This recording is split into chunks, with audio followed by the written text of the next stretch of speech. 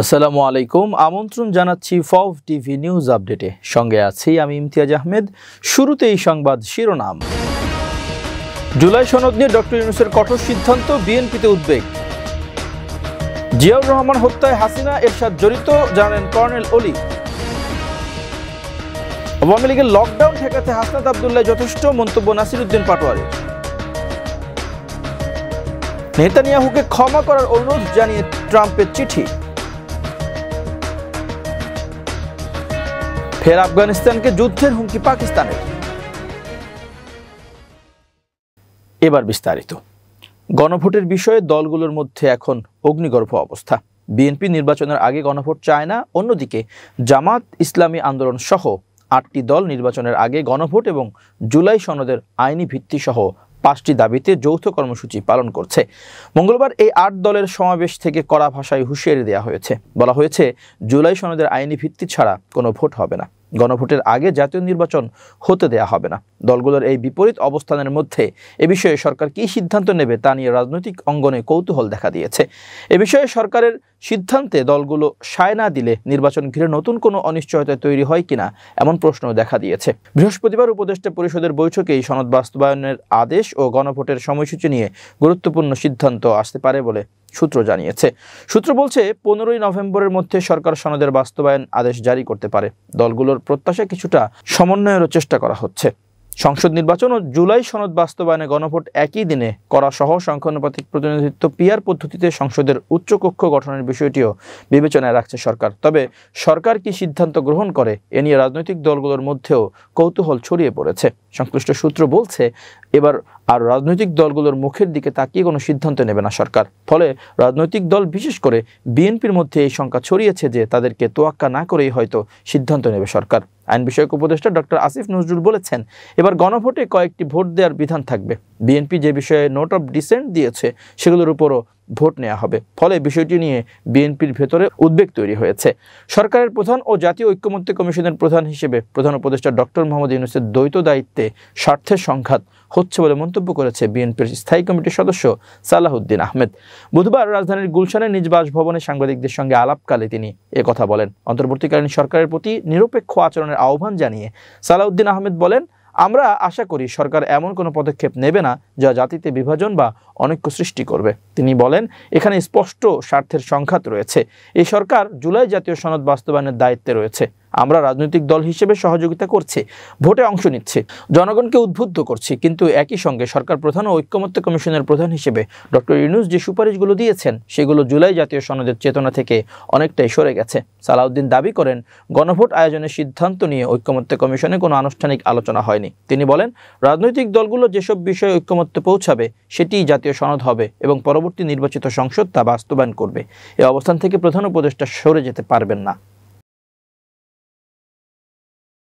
Liberal Democratic party এলডিপির president অবসরপ্রাপ্ত doctor অলি আহমেদ বলেছেন, শহীদ রাষ্ট্রপতি জিয়াউর রহমানের হত্যাকাণ্ডে শেখ হাসিনা ও এরশাদ জড়িত। সম্প্রতি বেসরকারি টিভি চ্যানেলে দেওয়া এক সাক্ষাৎকারে তিনি এ মন্তব্য করেন। ডক্টর অলি আহমেদ বলেন, শেখ হাসিনা বাংলাদেশে আসার 17 দিনের মাথায় জিয়াউর রহমানকে হত্যা করা হয়। এই হত্যাকাণ্ডের সঙ্গে তারা জড়িত। হাসিনা তো পালিয়ে গিয়েছিলেন, তিনি ধরা পড়েন আখাউড়া সীমান্তে। শেখ মুজিবুর রহমানের পরিবারের হত্যার বিষয়ে তিনি বলেন, তাদের হত্যার পর পুরো বাংলাদেশে মিষ্টি বিতরণ করা হয়, আনন্দ উল্লাস করে সাধারণ জনগণ যে নমরুদের হাত থেকে দেশমুক্ত হয়েছে। শেখ মুজিবুর রহমানের পরিবার ছিলেন বাংলাদেশের জন্য ধ্বংসের পরিবার। পরবর্তী পর্যায়ে হাসিনাকে দেখে বোঝা যায়, শেখ মুজিবুর রহমানকে জাতির পিতা ঘোষণার বিষয়ে তিনি বলেন, তিনি তো ছিলেন সর্বসর্বা, সামরিক বাহিনীর শক্তি ছিল দুর্বল, আমাদের কিছু করার ছিল না। তিনি বলেন, শেখ মুজিবুর রহমানের পরিবার হত্যার সময় হাসিনা জার্মানে ছিলেন। ওখান থেকে হুমায়ুন রশিদের সহায়তায় ভারতে যান। ভারতের দ্বারা প্রশিক্ষিত হয়ে তিনি বাংলাদেশে আসেন। দেশে আসার 17 দিনের মধ্যে জিয়াউর রহমান হত্যার শিকার হন। এর সঙ্গে এরশাদও জড়িত। তিনি আরও বলেন, জিয়াউর রহমানের হত্যার পর শেখ হাসিনা ও সাজেদা চৌধুরী আখাউড়া সীমান্তে ধরা পড়েন। আমরা তাদের সম্মানের জন্য এটা প্রকাশ করি নাই। 1975 সালের 7 নভেম্বরে বিপ্লব ও সংহতি দিবসের পর জিয়াউর রহমান মুক্তি পান। এ বিষয়ে অলি আহমদ বলেন, 1975 সালে 15ই আগস্টের পর তিনি কোনোটার সঙ্গে সম্পৃক্ত ছিলেন না। সবাই মিলে একটি সরকার গঠন করলো মোস্তাকের নেতৃত্বে। মোস্তাক সামরিক শাসন জারি করলো। দেশকে অস্থিতিশীল করার দায়ে কর্নেল তাহেরকে ফাঁসি দেয়া হলো। এ বিষয়ে জিয়ার কোনো হাত ছিল না। তিনি বলেন, আমরা ভারতের অঙ্গরাজ্য হওয়ার জন্য যুদ্ধ করি নাই, আমরা চেয়েছি বাংলাদেশের জনগণ দেশকে শাসন করবে ও দেশকে সামাল দেবে, অন্যের হস্তক্ষেপ মেনে নেব না। কিন্তু খালেদ মোশাররফ আওয়ামী লীগের হয়ে ভারতের দালাল হিসেবে কাজ করছিল, যার ফলে শেখ মুজিবুরের মতো পরিণতি হয়েছিল তার। কার্যক্রম নিষিদ্ধ আওয়ামী লীগের 13 নভেম্বরের লকডাউন ঘিরে দেশের মানুষের আতঙ্কিত হওয়ার কারণ নেই বলে মন্তব্য করেছেন জাতীয় নাগরিক পার্টি এনসিপির মুখ্য সমন্বয়ক নাসিরউদ্দিন পাটোয়ারি। তিনি বলেছেন, সব দল মাঠে থাকছে, আর আওয়ামী লীগকে মাঠে ঠেকাতে এনসিপির এক হাসনাত আবদুল্লাহ যথেষ্ট। হাসনাত আবদুল্লাহ বাংলাদেশ আওয়ামী লীগের কার্যক্রম বন্ধ করে দিয়েছেন। বুধবার ঢাকা রিপোর্টার্স ইউনিটির কক মিলনায়তনে স্বাস্থ্য পেশাজীবী ও শিক্ষার্থীদের যৌথ মঞ্চ ন্যাশনাল হেলথ অ্যালায়েন্সের আত্মপ্রকাশ অনুষ্ঠানে তিনি এসব কথা বলেন। তিনি বলেন, আওয়ামী লীগের সন্ত্রাসের বিরুদ্ধে এনসিপির এক হাসনাত আবদুল্লাহি এই বাংলাদেশে যথেষ্ট। এটা নিয়ে আমাদের কোনো টেনশন নেই। আওয়ামী লীগের বাংলাদেশে মরণ হয়ে গিয়েছে, এখন কিছু দুর্গন্ধ ছড়াচ্ছে, দেশবাসীর এটা নিয়ে আতঙ্কিত হওয়ার কিছু নেই।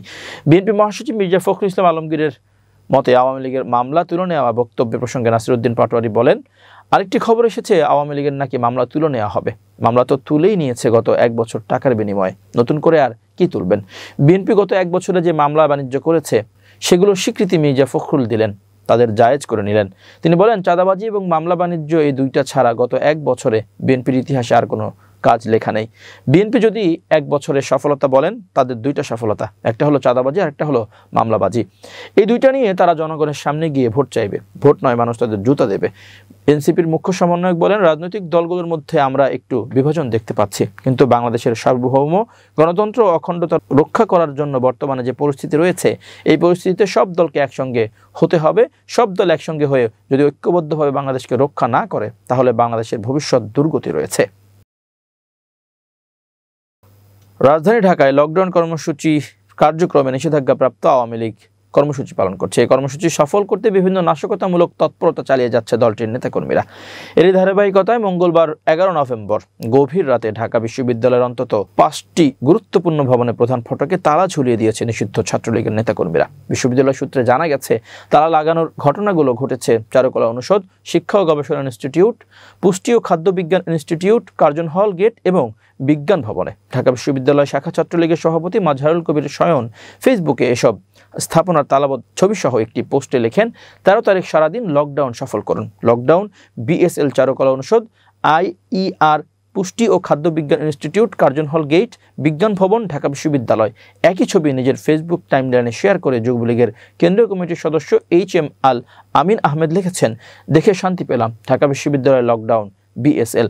13 তারিখ সারাদিন লকডাউন সফল করুন। তিনি আরও লেখেন, এদেশের সকল স্বাধীনতা সংগ্রামের সূতিকাগার ঢাকা বিশ্ববিদ্যালয়। সেই বিশ্ববিদ্যালয়কে স্বাধীনতা বিরোধী অপশক্তির হাত থেকে মুক্ত করে স্বাধীনতা ও সার্বভৌমত্বের পক্ষের শক্তির অবস্থান নিতে হবে। লকডাউন বিএসএল তারা লাগানো হয়েছে। এই বিষয়ে জানতে চাইলে ঢাকা বিশ্ববিদ্যালয়ের অ্যাসিস্ট্যান্ট প্রক্টর সহযোগী অধ্যাপক ডক্টর মোহাম্মদ রফিকুল ইসলাম বলেন, তালা লাগানোর ঘটনাটি সত্য। সকালে আমরা তালাগুলো খুলে ফেলেছি, ক্যাম্পাসের নিরাপত্তা আরও জোরদার করার জন্য কাজ করছি এবং সিকিউরিটি অফিসারকে এ বিষয়ে নির্দেশনা দেওয়া হয়েছে। তিনি আরও জানান, ঘটনাটির তদন্তের বিষয়ে বিশ্ববিদ্যালয়ের প্রক্টরের সঙ্গে তার কথা হয়েছে। তবে প্রক্টর অধ্যাপক সাইফুদ্দিন আহমেদকে গণমাধ্যমের পক্ষ থেকে একাধিকবার ফোন করলেও যোগাযোগ করা যায়নি। এবার আন্তর্জাতিক প্রসঙ্গ। ইসরায়েলের প্রধানমন্ত্রী বেনিয়ামিন নেতানিয়াহুকে ক্ষমা করার অনুরোধ জানিয়ে দেশটির প্রেসিডেন্ট আইজ্যাক হারেজকে চিঠি দিয়েছেন মার্কিন প্রেসিডেন্ট ডোনাল্ড ট্রাম্প। বুধবার 12 নভেম্বর চিঠিটির বিষয়টি নিশ্চিত করেছে হারজগের কার্যালয়। এক প্রতিবেদনে রয়টার্স বলছে, দুর্নীতি ও ক্ষমতার অপব্যবহারের অভিযোগে নেতানিয়াহুর বিচার চলছে। যদিও গাজায় সামরিক আগ্রাসনের কারণে অসংখ্যবার শুনানি পেছানো হয়েছে। এর মধ্যে নিজের ঘনিষ্ঠ মিত্রকে বারবার ক্ষমা করার আহ্বান জানাচ্ছেন ট্রাম্প। এবার সরাসরি ইসরায়েলি প্রেসিডেন্টকে চিঠি লিখলেন মার্কিন প্রেসিডেন্ট।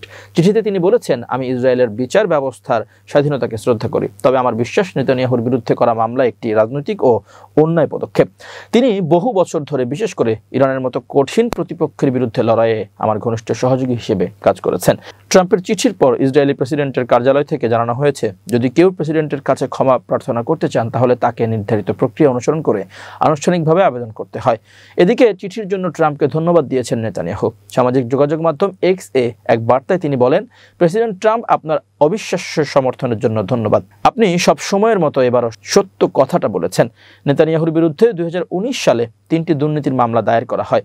এর মধ্যে এক মামলায় ব্যবসায়ীদের কাছ থেকে তিনি প্রায় 7 লাখ শেকেল, প্রায় $2 লাখ মূল্যের উপহার নিয়েছেন বলে অভিযোগ রয়েছে। তবে তিনি সব অভিযোগ অস্বীকার করে নিজেকে নির্দোষ দাবি করে আসছেন।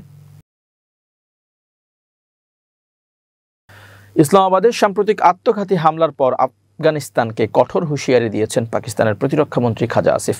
আফগান তালেবান সরকার পাকিস্তানে হামলা চালানো সন্ত্রাসীদের আশ্রয় দিচ্ছে এমন অভিযোগ করে তিনি সতর্ক করে বলেন, প্রয়োজন হলে পাকিস্তান আফগানিস্তানে সামরিক হামলা চালাতে বাধ্য হবে। খবর এনডিটিভির।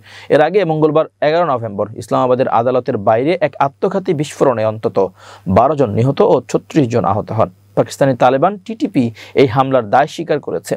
ঘটনার পর জিও নিউজকে দেওয়া এক সাক্ষাৎকারে খাজা আসিফ বলেন, আফগানিস্তানের সন্ত্রাসী ঘাঁটিতে হামলার সম্ভাবনা উড়িয়ে দেওয়া যায় না। মঙ্গলবারের এই হামলার পর আফগানিস্তানের সঙ্গে যুদ্ধও ঘটতে পারে। প্রতিরক্ষামন্ত্রী খাজা আসিফ আফগান সরকারের তরফ থেকে হামলার নিন্দাকে রাজনৈতিক নাটক বলে অভিহিত করেন। তার দাবি, পাকিস্তানি বাহিনীর অভিযানে যেসব সন্ত্রাসী নিহত হয়েছে তাদের বেশিরভাগই আফগান নাগরিক। তিনি আরও বলেন, আমরা এমন অবস্থায় পড়েছি যে আমাদের কোনো বিকল্প নেই। সন্ত্রাসী হামলার জবাব দিতে বাধ্য হয়েছি। এর আগে পাকিস্তানের প্রধানমন্ত্রী শাহবাজ শরীফ ইসলামাবাদে আত্মঘাতী হামলার জন্য ভারতের প্রক্সি গোষ্ঠীগুলোর সম্পৃক্ততার অভিযোগ করেছিলেন। তবে এই হামলার বিষয়ে কাবুল সরকার এখনো আনুষ্ঠানিকভাবে কোনো প্রতিক্রিয়া জানায়নি। এবার বিজ্ঞান ও প্রযুক্তির খবর। ব্যবহার বান্ধব করতে ফেসবুক প্ল্যাটফর্মকে ঢেলে সাজানোর পরিকল্পনা নিয়েছে মেটা। এজন্য আসছে একাধিক পরিবর্তন, যার মধ্যে লাইক বাটন নিয়ে নতুন আলোচনা চলছে। মেটা ঘোষণা দিয়েছে 2026 সালের 10 ফেব্রুয়ারি থেকে ফেসবুকের লাইক ও কমেন্ট বাটন বাইরের ওয়েবসাইটগুলোতে আর কাজ করবে না। অর্থাৎ যেসব ব্লগ, সংবাদ মাধ্যম, ই কমার্স সাইট বা অন্যান্য ওয়েব পেজে ফেসবুক লাইক বা কমেন্ট প্লাগইন ব্যবহার করা হতো সেগুলো আর সক্রিয় থাকবে না। তবে স্বস্তির খবর হলো, ফেসবুক অ্যাপ বা ওয়েবসাইটের ভেতরে থাকা লাইক বাটন বন্ধ হচ্ছে না। ব্যবহারকারীরা আগের মতোই পোস্ট, ছবি, রিল বা ভিডিওতে প্রতিক্রিয়া জানাতে পারবেন। কেন সরানো হচ্ছে বাইরের লাইক বাটনগুলো?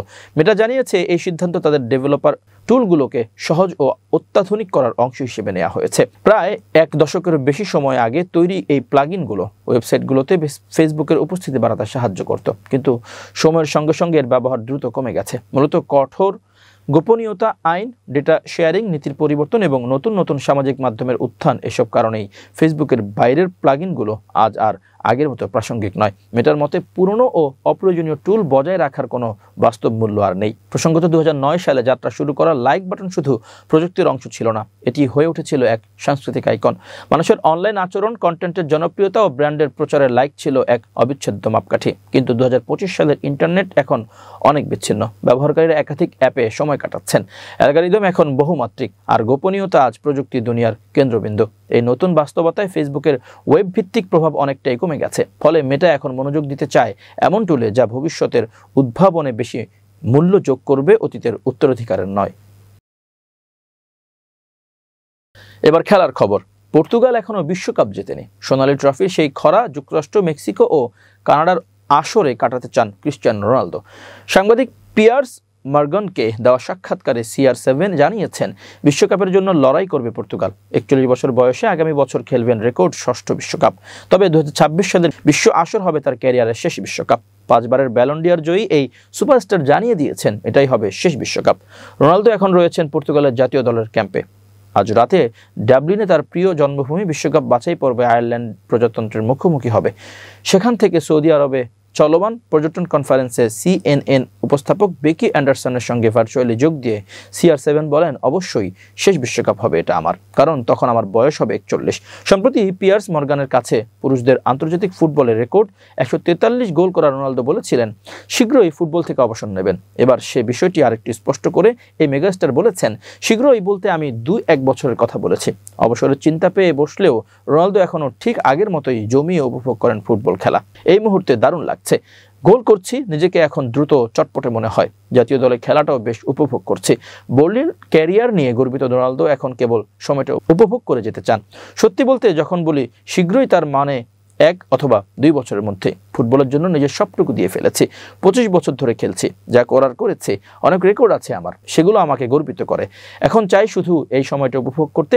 বিশ্বকাপের আগামী আসরের টিকিট পেতে পর্তুগালের প্রয়োজন আর মাত্র 2 পয়েন্ট। হাতে রয়েছে 2 ম্যাচ, আয়ারল্যান্ড ও আর্মেনিয়ার বিপক্ষে খেলে বাকি কাজটুকু সেরে ফেলতে চায় রোনালদোর পর্তুগিজ শিবির। প্রিয় দর্শক, শেষ করছি ফাফ টিভি নিউজ আপডেট। আজ এ পর্যন্তই। ভিন্ন খবর নিয়ে দেখা হবে আগামীকাল রাত 8টায়। নিজেকে আপডেট করতে সাবস্ক্রাইব করুন চ্যানেলটি, নিয়মিত লাইক, কমেন্ট ও শেয়ার করে ছড়িয়ে দিন সর্বত্র। সুস্থ থাকুন, নিরাপদে থাকুন। আল্লাহ হাফেজ।